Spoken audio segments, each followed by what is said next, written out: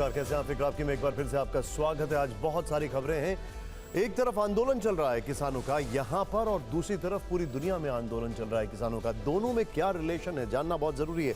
लेकिन यूपी की राजनीति में आज कई सारे ट्विस्ट एंड टर्न आए हैं, कई सारी चीजें हुई हैं, एक एक इनसाइड रिपोर्ट। और ये कौन था डील मेकर और कौन था डील ब्रेकर, यह जानना आपके लिए बहुत जरूरी है, क्योंकि बहुत सारी चीजें अब निकलकर सामने आ रही हैं। लेकिन शुरुआत इस वक्त की ब्रेकिंग न्यूज नंबर 1। किसानों ने अगले 2 दिन दिल्ली कूच न करने का किया ऐलान। शंभू और खनौरी बॉर्डर पर ही बैठे रहेंगे किसान। किसान नेताओं ने कहा केंद्र से बातचीत की चिट्ठी अभी नहीं मिली है।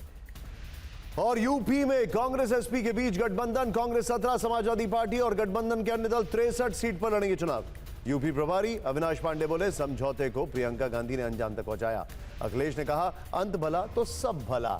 इस सब के बीच में बड़ी खबर यह आ रही है कि इंडिया गठबंधन के साथ सीट शेयरिंग पर बोले केजरीवाल। देखते हैं अगले 1-2 दिन में क्या होता है। केजरीवाल ने कहा है बहुत देरी हो गई है, जल्दी होना चाहिए था। अरविंद केजरीवाल ने यह भी कहा। इस सब के बीच में मायावती की पार्टी को लग सकता है बड़ा झटका। सूत्रों से खबर 5 सांसद इस्तीफा दे सकते हैं। मलूक नागर आरएलडी के टिकट पर चुनाव लड़ सकते हैं। और बड़ी खबर आ रही है मोदी मंत्री परिषद की। 3 मार्च को होगी बैठक। लोकसभा चुनाव से पहले मंत्री परिषद की आखिरी बैठक। पीएम मोदी मंत्री परिषद के साथियों को चुनावी मंत्र देंगे। इस सब के बीच में कांग्रेस पार्टी का आयकर विभाग पर बड़ा आरोप है। पार्टी के अलग अलग खातों से 65 करोड़ रुपए निकाले गए हैं, यह अजय माकन ने कहा है। रिटर्न से संबंधित केस कोर्ट में चल रहा है, अजय माकन ने कहा है। और दिल्ली में पीएम मोदी की ग्रीस के प्रधानमंत्री से मुलाकात। दोनों देशों के संबंधों को मजबूत करने पर चर्चा हुई है। पीएम मोदी बोले 2030 तक दोनों देश में 2 गुना होगा व्यापार। बड़ी खबर संदेश खाली में मानवाधिकार उल्लंघन पर एनएचआरसी ने लिया स्वतः संज्ञान। Suo motu cognizance. बंगाल के चीफ सेक्रेटरी और डीजीपी को जारी किया नोटिस। 4 हफ्ते में देनी होगी रिपोर्ट।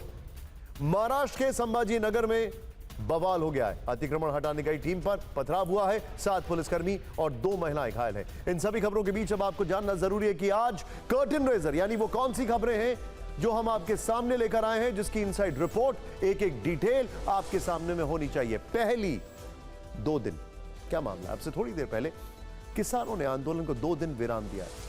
क्या इसके बाद दिल्ली कूच वाली क्रांति होगी? दूसरी खबर, यूपी के गठबंधन में 80 का पेच सुलझ गया है।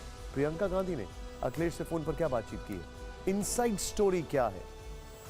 तीसरी खबर, समाजवादी पार्टी के दूत से चाय पर क्या चर्चा हुई? क्या राजा भैया लोकसभा चुनाव में देंगे अखिलेश यादव का साथ? और चौथी खबर, बीजिंग से इस्लामाबाद क्या आदेश आया है? 24 घंटे में पाकिस्तान में गठबंधन सरकार कैसे फाइनल हो गई? और 5वीं खबर, क्या विरोधी नेवेल्नी को पुतिन के नर्व एजेंट ने मारा? नेवेल्नी की पत्नी ने पुतिन पर यह आरोप क्यों लगाया?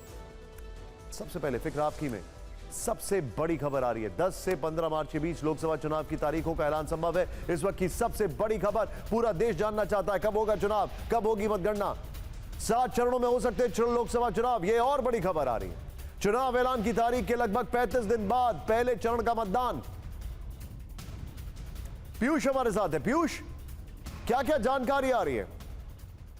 देखिए निशांत, ये जो चुनाव घोषित होने वाला है ये बिल्कुल 2019 की तर्ज पर होगा। और अहम बात यह है कि 7 चरणों में ये चुनाव कराया जाएगा और चुनाव आयोग की ओर से ये घोषणा 10 से 15 मार्च के बीच में की जाएगी। इसमें कोई भी परेशानी चुनाव आयोग को राज्यों में जो इंस्पेक्शन किया जाता है उसको लेकर के नहीं है। उसके बाद भी वो इंस्पेक्शन जारी रहेंगे, क्योंकि चुनाव आयोग का 12 मार्च को भी एक इंस्पेक्शन है। तो ऐसे में 10 से 15 मार्च के बीच में चुनाव आयोग ये घोषणा कर सकता है और 7 चरणों में चुनाव आयोजित कराया जाएगा, जैसा कि 2019 में आयोजित कराया गया था। तो अहम बात यह है कि चुनावी महासमर 10 से 15 मार्च के बीच में आयोजित कराया। लेकिन मैं जानता हूं एक खबर तक पहुंच पाना बड़ा मुश्किल होगा, जान पाना, लेकिन तारीखों के बारे में कोई जानकारी है, कोई इनसाइड रिपोर्ट है? मतलब एक टेंटेटिव। देखिए टेंटेटिव रिपोर्ट ये है कि 15 अप्रैल से ये शुरुआत होगी चरणों की, और उसके बाद 7 चरण 20 मई तक पूरी तरह से संपन्न कर लिए जाएंगे, जैसा कि 2019 में भी ऐसी ही स्थितियां रही थी। और इसमें हेर फेर हो सकता है 1-2 दिन का, लेकिन जो टेंटेटिव डेट्स हैं वो 15 अप्रैल से 20 मई के बीच में रहेंगी। और 7 चरणों में ये चुनाव संपन्न कराया जाएगा। और चुनाव आयोग आज भी पूरी तरह से बिहार में जो इंस्पेक्शन चल रहा है वहां पर है। आज वहां पर प्रेस कॉन्फ्रेंस भी हुई थी और लगातार उसके दौरे चल रहे हैं पूरे देश भर में, सभी राज्यों में चुनाव की तैयारियों को लेकर के।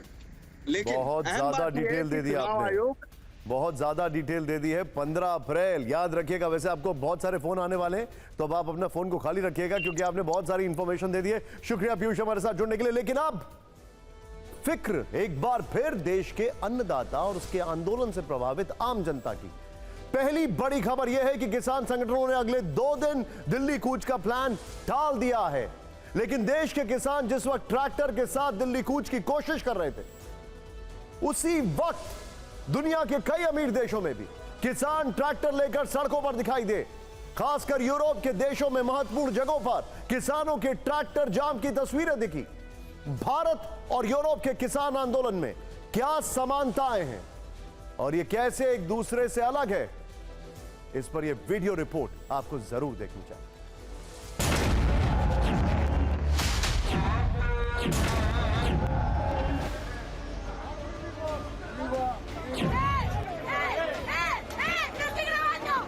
पूरी दुनिया में अन्नदाता का आंदोलन।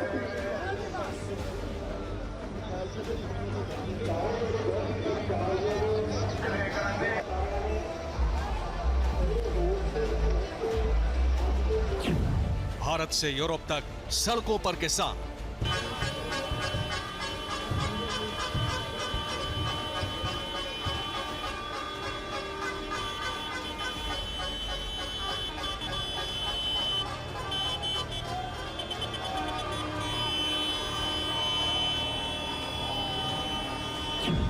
शंभू बॉर्डर से वेल्स तक चक्का जाम।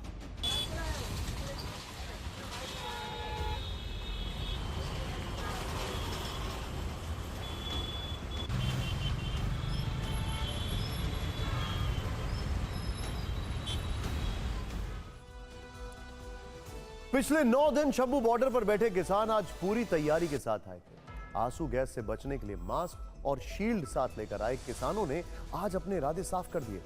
शंभू बॉर्डर पर कैसा हंगामा हुआ था, किसानों की दिल्ली कूच को लेकर क्या क्या तैयारी थी, हरियाणा पुलिस प्रशासन ने जवाब में क्या क्या किया, यह ग्राउंड रिपोर्ट जरूर देखिए। अब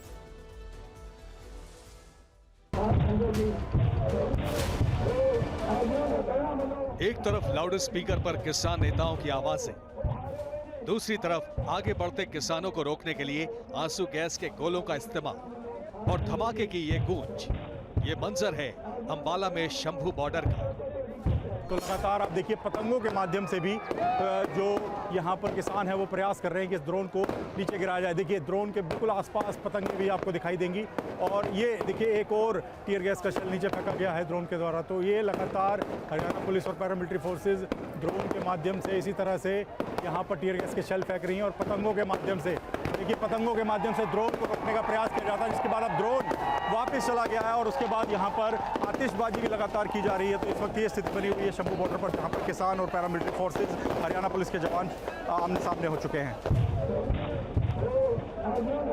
जहां दिल्ली कूच के लिए तैयार किसानों को रोकने के लिए जब हरियाणा पुलिस ने ड्रोन का इस्तेमाल किया, तो किसानों ने जवाब में पतंगबाजी करके ड्रोन को पीछे हटने के लिए मजबूर किया। देखिए एक ड्रोन और आइए, देखिए ये गिराया देखिए एक ड्रोन जो है हाईवे पे गिरा रहा है, तो दूसरा ड्रोन मैं आपको दिखाऊं तो खेतों की तरफ मूवमेंट कर रहा है साफ तौर पर, क्योंकि बहुत सारे किसान जो है वो खेतों की तरफ भी गए हैं। तो ऐसे में दोनों तरफ हरियाणा प्रशासन की ओर से तितर बितर करने के लिए इन ड्रोन का इस्तेमाल किया जा रहा है। और शंभू बॉर्डर पर यह हंगामा कुछ देर के लिए था।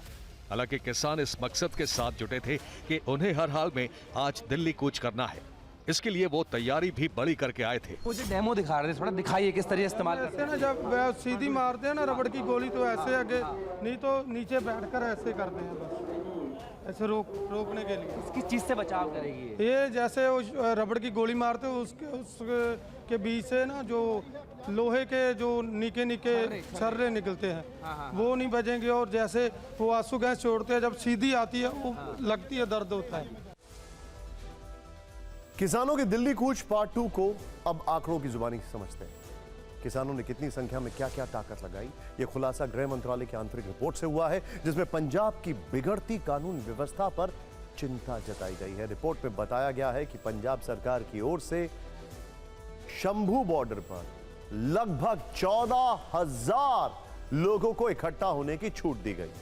यहां 1200 ट्रैक्टर ट्रॉलियां, 300 कार, 10 मिनी बसों और अन्य छोटे वाहनों में को जुटाने की अनुमति दी गई है। वहीं डाबी गुजरान बैरियर पर लगभग 500 ट्रैक्टर ट्रॉलियों को ले जाने की छूट है। यहां पंजाब सरकार की ओर से करीब 4500 लोगों को विशाल जनसभा की अनुमति भी दी गई। ऐसा नहीं है कि गृह मंत्रालय के इस खुलासे के बाद हरियाणा सरकार सतर्क नहीं है। इसके जवाब में हरियाणा पुलिस की तैयारी भी चौंकाने वाली है। पूरे हरियाणा में 10 से 12,000 पुलिस वाले सड़कों पर हैं। पैरामिलिट्री फोर्सेस की 60 टुकड़ियां तैनात हैं। शंभू बॉर्डर पर 1000 पुलिस वाले मौजूद हैं। खनौरी बॉर्डर पर 1000 पुलिस वाले तैनात हैं और कटीले तार, कंक्रीट की बैरिकेडिंग के साथ दोनों बॉर्डर पर 7 लेयर की सुरक्षा दीवार है। लेकिन इसे भेदने के लिए किसान भी पूरी तरह तैयार है। किसानों की तैयारी की ये एक और तस्वीर देखिए। इनका क्रेन की तरह मॉडिफाइड ट्रैक्टर, जिसकी दिल्ली तक चर्चा रही। इसके अलावा वाटर कैनन का मुकाबला करने के लिए एक ट्रैक्टर में पंखा लगा भी दिखा और सीमेंट कंक्रीट हटाने के लिए पोकलेन मशीन भी नजर आई। पीसफुली करेंगे, नंगे हाथ से आके जाएंगे। ठीक है, ये जो पोकलेन मशीनें आई हैं जिसमें बिल्कुल नहीं करना है। युवाओं को क्या बोलेंगे आप? बिल्कुल पीसफुली रहें, शांतमयी सरकार जबर करेगी, सब्र से सहेंगे। दिलचस्प ये है कि इस मशीन का जवाब हरियाणा पुलिस भी पोकलेन मशीन के तौर पर सामने लेकर आई। इसने भी पोकलेन मशीन का जवाब पोकलेन से देने के लिए ये पोकलेन मशीन मंगाई है। आप देख सकते हैं शंभू बॉर्डर पर ये हरियाणा बॉर्डर की तरफ से पोकलेन मशीन लेकर के आए हैं और अंदर की तरफ अब इस मशीन को लेकर के जाएंगे और इसका इस्तेमाल अब किसानों को रोकने के लिए किया जाएगा, उनकी पोकलेन मशीनों को रोकने के लिए किया जाएगा। शंभू बॉर्डर से दिल्ली कूच के लिए तैयार किसानों ने बैरिकेडिंग तोड़ने के लिए एक रास्ता भी बनाया था। ये रास्ता बालू की बोरियों को बिछाकर बनाया गया था। जेसीबी और पोकलेन मशीनों को उतारने की भी तैयारी थी। शंभू बॉर्डर से दिल्ली कूच के ऐलान का असर दिल्ली एनसीआर की सड़कों पर दिखा। पुलिस ने सुरक्षा के मद्देनजर कई रास्तों पर बैरिकेडिंग की। बैरिकेडिंग से ट्रैफिक की रफ्तार सुस्त रही और लोगों को परेशानियों का सामना करना पड़ा। परीक्षा देने वाले छात्रों से लेकर ऑफिस जाने वाले लोगों और कारोबारियों को किसान आंदोलन से दिक्कतों का सामना करना पड़ रहा है। और यह सब तब हुआ है जब कल ही पंजाब हरियाणा हाईकोर्ट ने किसान आंदोलन पर सुनवाई करते हुए टिप्पणी की थी कि किसानों को शांतिपूर्ण प्रदर्शन का अधिकार है, लेकिन आम लोगों को परेशानी नहीं होनी चाहिए।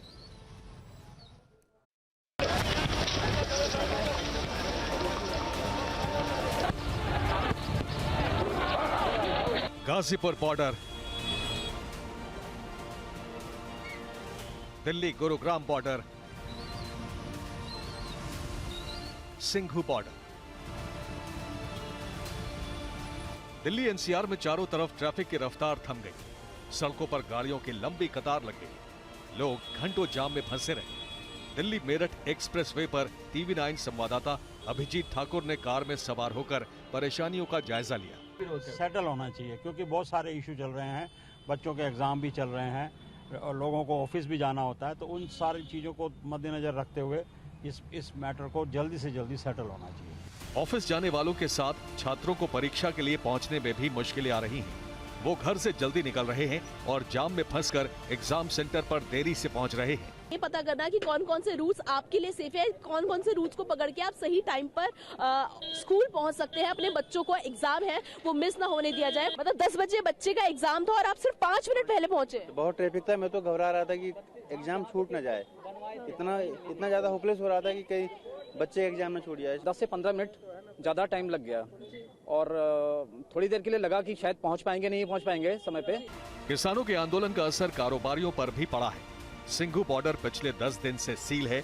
यहाँ कारोबारियों को भारी नुकसान उठाना पड़ रहा है।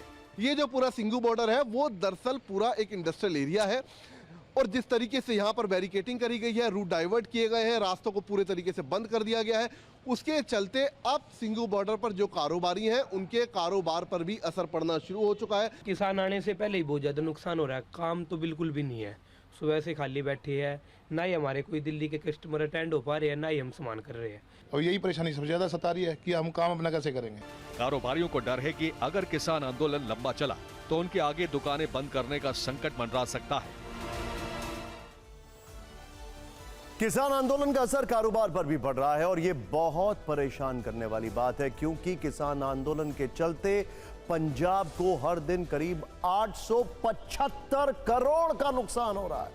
पंजाब में 1600 से ज्यादा ट्रकों की आवाजाही घट गई है। दिल्ली को हर दिन करीब 300 करोड़ से ज्यादा का घाटा हो रहा है। चांदनी चौक के बाजार में कपड़ा बिक्री में 75% की कमी आई है।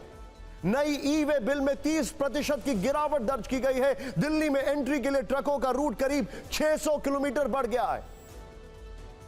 सोचिए जरा, आज ही गृह मंत्रालय ने पंजाब और हरियाणा सरकार को एडवाइजरी जारी की है कि हर परिस्थिति में कानून व्यवस्था बनाए रखने को कहा है। यह भी कहा है कि इसके लिए केंद्र सरकार हर संभव सहयोग देने के लिए भी तैयार है। आंदोलन पर गृह मंत्रालय की पूरी नजर है। वहीं कृषि मंत्री अर्जुन मुंडा ने आज किसानों से 5वें दौर की बातचीत के लिए फिर से प्रस्ताव भेजा। हमारे सहयोगी अमोद राय ने जानकारी जो दी है उसके मुताबिक केंद्र सरकार बातचीत का विकल्प खोलकर रखना चाहती है।